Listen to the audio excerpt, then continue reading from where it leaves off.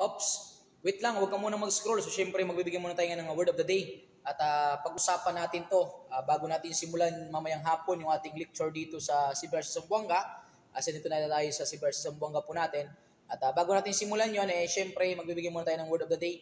At pag-usapan natin itong dalawang tao na which is notorious to sa ating, kumbaga, pinag-aralan natin, mga notorious personality in the field of fingerprint identification natin, no? Pag sinasabi kasi nating notorious, ibang usapan yon. Kasi pag sinabing prominent tsaka notorious, actually pareha silang sikat. Pero yung prominent kasi, personalities, sikat sa mga mabubuting gawain. Pero pag notorious naman, sikat sa mga masasamang gawain o sa mga maling gawain. So pag-usapan natin yung mga notorious personality dito sa field sa fingerprint identification natin or sa personal identification natin sa ating forensic science. Okay?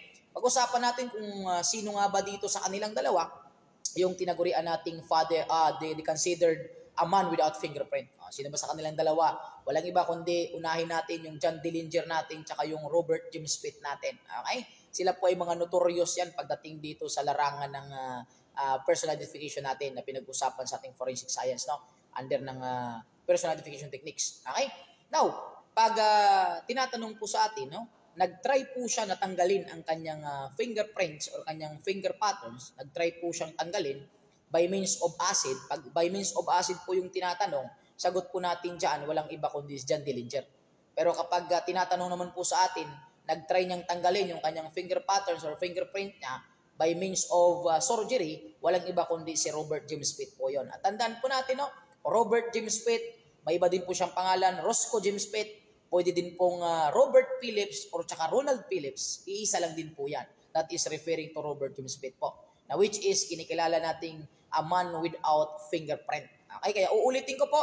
Pag tinatanong po sa atin, notorious gangster in America, okay, na kung saan try niyang tinanggal or tanggalin yung kanyang fingerprint or finger pattern, okay, by means of acid, that is considered John Dillinger. Pero kapag by means of surgery, walang iba kundi that is si Roscoe James Pitt or si Robert James Pitt. Okay? So, sana nakatulong sa inyo yan, nata. Ulitin ko, that is considered a man without fingerprint. That is Robert James Pitt, Roscoe James Pitt. Atin pa din yung lingkod, your Mr. Word of the Day, Emmanuel, the Master Showman, Bilay sa Blakalos, CBRC National Tour, and our Registered Police. God bless you all. Thank you so much.